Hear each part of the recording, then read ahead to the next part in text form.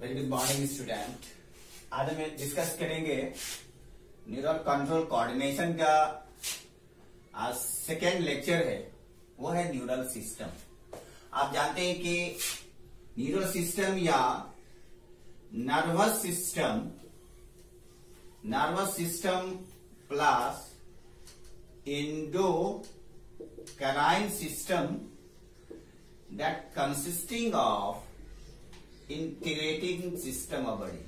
क्या है ये दोनों मिलकर के इंटीग्रेटिंग सिस्टम ऑफ बॉडी का करता है। नहीं मतलब ये बॉडी का इंटीग्रेशन करता है। क्या करता है? इंटीग्रेशन करता है, कोऑर्डिनेशन करता है। बगैर कोई भी सिस्टम हो, चाहे डाइजेस्टिव सिस्टम हो, चाहे रेस्पिरेटरी सिस्टम हो, चाहे सर्कुलेटरी सिस्टम हो, all system control and coordinated with a link, with a sequence। एक सीक्वेंस में, एक लिंक में क्या होता है? अरेंज रहता है। लेकिन वो चलिए है कि रहता तो है, लेकिन सब अपना अपना वर्क और अपना अपना फंक्शन करता है। सबका अपना फंक्शन है। नहीं अगर कहा जाए कि ये लंग्स है, नहीं अगर लंग्स की बात करें तो लंग्स जो है 12 to 15 टाइम्स पर मिनट ये रेस्पिरेशन करता है। अगर हार्ट की बात करें तो हार्ट की बात क्या होगी? क्योंकि हार्ट 4 चैम्बर्ड है ना, तो हार्ट जो है ये हार्ट है और ये लंग्स है। तो हार्ट की बात करें तो हार्ट का जो बीट्स होता है 72 टाइम्स पर मिनट से ये क्या करता है? ये बीट्स करता है। तो ऐसा नहीं है, ये जो बॉडी का जो ऑर्गन है ना, इंक्रीजिंग और डिक्रीजिंग करता है, घटता और बढ़ता है। तो कहने का मतलब है कि ये जो न्यूरल सिस्टम जो है क्या करता है? ये न्यूरल सिस्टम इंटीग्रेटिंग सिस्टम है। किसका? नर्वस सिस्टम का और एंडोक्राइन सिस्टम का। अब बात करें कि नर्वस सिस्टम है ये कंट्रोल करता है एंडोक्राइन सिस्टम का। जो करेगा ये कंट्रोल करता है एंडोक्राइन सिस्टम को। लेकिन एंडोक्राइन जो सिस्टम है वो नर्वस सिस्टम को कंट्रोल नहीं करता। नर्वस सिस्टम कंट्रोल करता है एंडोक्राइन को। क्लियर? क्योंकि आप जानते हैं कि ब्रेन से कि एक पार्ट है हाइपोथैलेमस, उसके बाद होता है पिट्यूटरी ग्लैंड, उसमें एंटीरियर एंड पोस्टीरियर पार्ट होता है। जो आपका जो एंटीरियर पार्ट है वह एंडोक्राइन, वहां पे हार्मोन का सिक्रीशन होता है। तो कहने का मतलब है वो पिट्यूटरी, वो जो ब्रेन है, वो जो नर्वस सिस्टम है वो कंट्रोल करता है एंडोक्राइन सिस्टम को। लेकिन एंडोक्राइन सिस्टम जो है ये नर्वस सिस्टम को कंट्रोल नहीं कर। ये कंसेप्ट है। आगे चलिए। अब कहा जाता है कि जो हमारा नर्वस सिस्टम है या न्यूरल सिस्टम है ये कैसे वर्क करता है?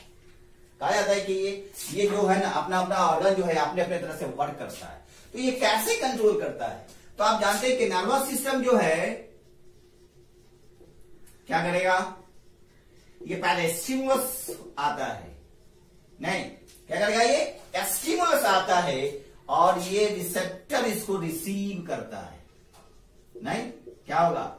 रिसेप्टर इसको रिसीव करता है और ये भेजता है किसको? सेंट्रल नर्वस सिस्टम को। मतलब कैसे नर्वस सिस्टम वर्क करता है ये आपका एक ग्राफ बता रहे हैं। तो ये सेंट्रल नर्वस सिस्टम होता है और ये ऑर्डर करता है किसको? ये ऑर्डर करता है सेंट्रल नर्वस सिस्टम को। ये ऑर्डर करता है ब्रेन कहता है कि अगर आपको पिन प्रिक हो गया है, अगर कोई चुभ गया है कांटा या कुछ भी पिन प्रिक कर गया है, तो जैसे पिन प्रिक होता है just to back directions, just to reverse directions. अगर कोई हार्ड चीज है सडनली टच होने के बाद आप just to back reverse, reflex action होता है। तो ये वर्क है किसका? ये वर्क है नर्वस सिस्टम का। आप चलिए आगे क्या करते हैं। आप देखिए कि न्यूरल सिस्टम का कहा जाता है कि ये जो न्यूरल सिस्टम है ना, इस न्यूरल सिस्टम का जो दो तरह से डिवाइड कर दीजिए, नहीं क्या तरह से डिवाइड कीजिए, दो तरह से। एक है इसको न्यूरॉन में डिवाइड कर दीजिए, क्या चीज में, न्यूरॉन में। दूसरा है न्यूरोलजिया में डिवाइड कर दीजिए, किसमें, न्यूरोलजिया। किसका पार्ट है ये, आपका न्यूरल सिस्टम का। तो आप जानते हैं कि अगर न्यूरोलजिया की बात करें तो ये क्या करता है, न्यूरोलजिया ये सपोर्टिंग टिश्यू है। क्या ये सपोर्टिंग टिश्यू है बॉडी का, ये सपोर्ट करता है। क्या करता है ये जो न्यूरोलजिया है ये सपोर्ट करता है। लेकिन ये जो आपका न्यूरॉन जो है वो क्या है, वो structural functional unit of nervous system. अब जानते हैं ना ये क्या है, हमारे नर्वस सिस्टम का यूनिट है। हर सिस्टम का एक यूनिट होता है, नहीं इससे हमारे लिविंग ऑर्गन का यूनिट क्या है, सेल है। इसी तरह इसका यूनिट क्या है, हमारे नर्वस सिस्टम का यूनिट क्या है, ये है आपको न्यूरॉन। दूसरा कंसेप्ट आप जानते हैं कि ये जो नर्वस टिश्यू है, नर्वस टिश्यू रीजनरेट नहीं करता है,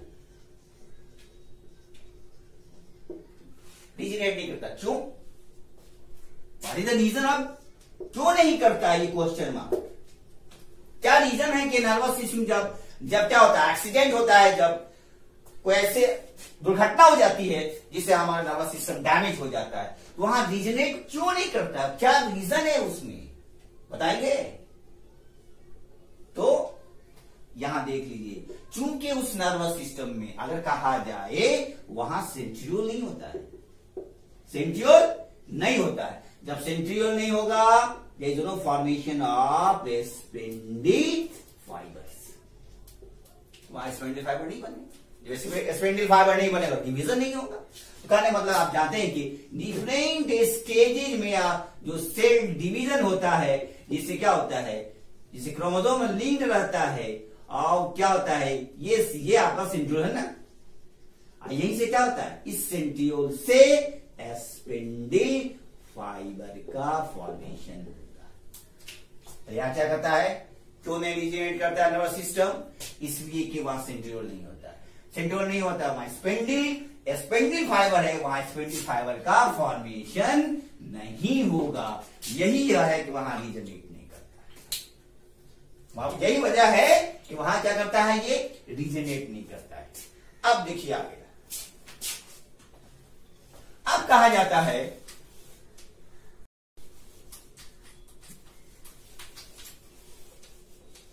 ये जो न्यूरॉन है ना, ये आपका जो स्ट्रक्चर है ना न्यूरॉन, ये न्यूरॉन है, लुक हियर, मतलब ये आप देख रहे हैं न्यूरॉन है। तो इस न्यूरॉन में तीन पार्ट्स डिवाइड करेंगे। कौन पार्ट होता है, एक होता है डेंड्रॉन, यहां से मैसेज आता है, फर्स्ट रिसीव मैसेज कौन करता है, ये डेंड्रॉन। कहा जाता है जो मैसेज आता है ना यहां, ये सेंट्रीपेटल फोर्स लगता है, यहां सेंटर की ओर आता है ना, और यहां जो जाता है ना सेंट्रीफ्यूगल। तो कहा जाता है कि तीन पार्ट्स में डिवाइड, एक डेंड्रॉन है, दूसरा क्या है, दूसरा है सेल बॉडी या साइटोन या सोमा। कितना नाम है, साइटोन या सोमा या पेरिकैरियोल। जान लीजिए, अगर 3-4 का नाम है तो कंसेप्ट क्लियर होना चाहिए ना, जानना भी चाहिए। तो कहना मतलब cell body, cyton and soma. और तीसरा जो है, जो एक टेल रीजन है, लॉन्ग ट्यूबुलर स्ट्रक्चर है, उसको आप क्या कहते हैं, उसको आप एक्सोन कहते हैं। अब चलिए कहा जाता है ये डेंड्रॉन है ना, ये डेंड्रॉन्स, अगर डेंड्रॉन्स की बात करें तो इसी डेंड्रॉन में फॉर्मेशन होता है, जो प्रोसेसिंग लेयर होता है, इसको क्या कहते हैं, डेंड्राइट्स। यहां से ब्रांचिंग होती है, यूनिपोलर, बाइपोलर, नहीं। उसके बाद होता है आपका जो सेकेंड लेयर है, वो है आपका, ये आपका है साइटोन या सेल बॉडी। बहुत बड़ा रोल होता है सेल बॉडी का, क्यों, उसमें होता है न्यूक्लियस, नहीं, उसमें होता है आपको उसमें आता है न्यूरोप्लाज्म। जिस न्यूरोप्लाज्म में क्या होता है, सेल ऑर्गेनेल्स होता है। क्या होता है? सेल ऑर्गेनेल्स होता है। एंडोप्लाज्म में रेटिकुलम होता है, राइबोसोम होता है, माइटोकॉन्ड्रिया होता है। ये होता है ना भाई, बोलो ना भाई, क्या होता है? ये ना सेल ऑर्गेनेल्स है। तो कहने का मतलब है कि इस सेल बॉडी में कहा जाता है, इस न्यूरोप्लाज्म में एक इंपोर्टेंट जो सेल ऑर्गेनेल्स है, दो सेल ऑर्गेनेल्स है, नहीं दो सेल ऑर्गेनेल्स है। एक को कहा जाता है नीसल ग्रैनुल्स। क्या बोलते हैं? नीसल ग्रैनुल्स। और दूसरा क्या है? दूसरा है न्यूरोफाइब्रिल्स। दो इंपोर्टेंट है। यहां आप देख रहे हैं ना, यहां नीसल ग्रैनुल है, these are the part of the neuroplasm. ये सेल ऑर्गेनेल्स है।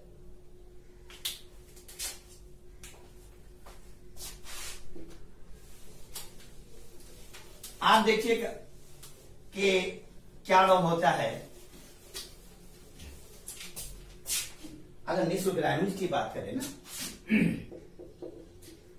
नीसल ग्रैनुल्स की बात करें तो नीसल ग्रैनुल क्या होता है? जिसमें क्या होता है? एंडोप्लाज्मिक रेटिकुलम होता है। इसमें क्या होता है? राइबोसोम होता है। तो ये साहब क्या काम करेगा? आप जानते हैं ना कि जब राइबोसोम होता है, एंडोप्लाज्मिक रेटिकुलम पे क्या होता है? राइबोसोमल होता है ना, एक स्मूथी ईआर है, रफ ईआर। तो यहां ये दोनों क्या काम करेगा भाई? ये करता है प्रोटीन सिंथेसिस का काम करता है। क्या काम करेगा? प्रोटीन सिंथेसिस का काम करता है। उसके बाद क्या करेगा? ये जो है ना टिग्रॉइड बॉडी है। क्या है ये टिग्रॉइड बॉडी है। मतलब ये भी ग्रैनुलर स्ट्रक्चर है। इसमें रफ एंडोप्लाज्मिक रेटिकुलम होता है। और तीसरा क्या है? और ये चूंकि एब्सेंट होता है नीसल ग्रैनुल, किसमें? एक्सोन में। Absent in axon. ये क्या किसका डाल हुआ? ये नीसल ग्रैनुल। तो उसके बाद कहा जाता है ये दूसरा क्या है? दूसरा है आपका न्यूरोफाइब्रिल्स। न्यूरोफाइब्रिल्स कहा जाता है। इसका दूसरा नाम क्या है? इसको माइक्रोफाइब्रिल्स का, छोटे छोटे एक फाइबर्स लाइक स्ट्रक्चर, फाइब्रिल्स कहा जाता है। इसका काम क्या होता है? It has a conduction of impulse करता है। क्या करता है? Conduction of impulse. इंपल्स क्या होता है भाई? इंपल्स होता है जो एक्सटर्नल इंटरनल जो चेंजिंग होती है, उसको क्या करता है? उसको इंपल्स कहा जाता है। तो ये नीसल ग्रैनुल है, उसमें न्यूक्लियस होता है। उसके बाद क्या होता है? उसके बाद चलिए आप एक्सोन की बात करें।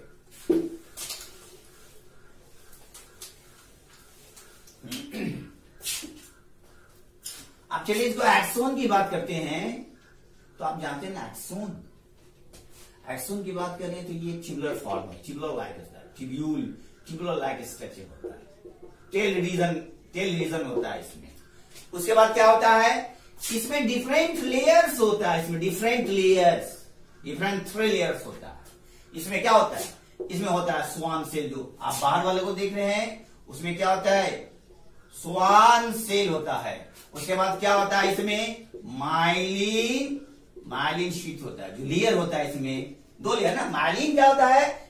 माइलिन शीट होता है। और इसमें जो फ्लूइडी सब्सटेंस है उसको क्या बोलते हैं?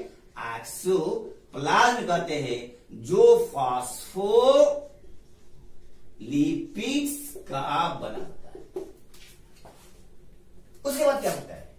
आप जानते हैं ना, अगर ये स्वान सेल है जो कवर्ड, ये लेयर है जो सराउंडेड रहता है, मतलब ये जो है इस तरह से होगा। ये इस तरह से अगर आप देखेंगे, इस तरह से क्या होता है? ये कवर्ड होता है इस तरह से। तो कहने का मतलब है इसमें जो माइलिन शीट होता है, माइलिन शीट जो लेयर होता है, माइलिन शीट वो क्या करता है? आप जानते हैं ना कि मैसेज कहां से? ये सेंटीफाइड मैसेज आ रहा है। मैसेज होते हुए क्या डिफरेंट रीजन से क्या होता है? ये मैसेज क्या होता है? जाता है। मैसेज क्या होता है? निकलता है। तो कहने का मतलब है कि माइलिन शीट क्या करेगा? ये जो माइलिन शीट है इसका काम है, जैसे मैसेज आता है ना, मैसेज जो सेंड टू द एक्सोन, ये मैसेज यहां से क्या होता है? इंपल्स करता है, कैरी होता है। तो इसको क्या करे, डिस्पर्स नहीं होने देता, फैलने नहीं देता है। ठीक है, ये मायोसिन क्या करेगा, मतलब है कि ये जो आपका इंपल्स मैसेज है उसको डिस्पर्स नहीं होने देता है, फैलने नहीं देता है। और जाता है कहां, ये जाता है आपको जो ब्रांचिंग लेयर है, उस ब्रांचिंग लेयर को क्या कहते हैं, उस ब्रांचिंग लेयर को कहा जाता है अर्बोराइजेशन कहा जाता है। कहां है मैसेज अभी, अर्बोराइजेशन में, राइट ऑन अर्बोराइजेशन में। अब देख लीजिए कि कहां आया मैसेज, जो ब्रांचिंग स्ट्रक्चर है, तो ब्रांचिंग स्ट्रक्चर जो है कहां है, अर्बोराइजेशन में, अर्बोराइजेशन आ गया। उसके बाद क्या होगा, ये इन करता है जो एक बैग लाइक स्ट्रक्चर है, वो इन करता है किसमें, ये इन करता है नोड में, सिनेप्टिक नोड में होता है। नहीं, सिनेप्टिक नोड के बाद इसके अंदर में एक जो वेसिकल होती है उसको क्या कहता है, सिनेप्टिक वेसिकल कहते हैं। और इसी सिनेप्टिक वेसिकल में क्या होता है, न्यूरो ट्रांसमीटर, केमिकल सब्सटेंस है न्यूरो ट्रांसमीटर। यहीं से मैसेज क्या होता है, वो जंग करके डिफरेंट न्यूरॉन में पास होता है। नहीं, अगर कहा जाए ये हमारा न्यूरॉन है ना, तो अगर इसकी बात करें, ये क्या है, न्यूरॉन है, ये स्पेस बिटवीन टू न्यूरॉन, ये जो बीच का जो स्पेस है, ये मैसेज जाएगा दूसरे न्यूरॉन में, तो इस स्पेस को क्या करते हैं, इस स्पेस को कहा जाता है, जंग करेगा इस स्पेस को सिनेप्स कहा जाता है। आप ये देख लीजिए, एक चीज यहां देखें ना, यहां से यहां तक का पार्ट क्या है, एक्सॉन है। कहने मतलब एक्सॉन का ओरिजिन कहां से होता है, अरे भाई एक्सॉन का ओरिजिन कहां होता है, एक्सॉन का ओरिजिन होता है ये जो लेयर है, ये जो पार्ट है, एक्सॉन हीलॉक कहा जाता है। क्या कहा जाता है, एक्सॉन हीलॉक। तो इसका क्या फंक्शन है, क्या काम करता है, एक्सॉन कहां से ओरिजिन करता है, इसका ओरिजिन कहां से होता है, तो ये जो यहां पर एक रीजन के पास है उसको कहते हैं एक्सॉन हीलॉक कहा जाता है। जो क्या करता है एक्सॉन हीलॉक, एक्शन पोटेंशियल, ये क्या करता है, एक्शन पोटेंशियल जनरेट करता है।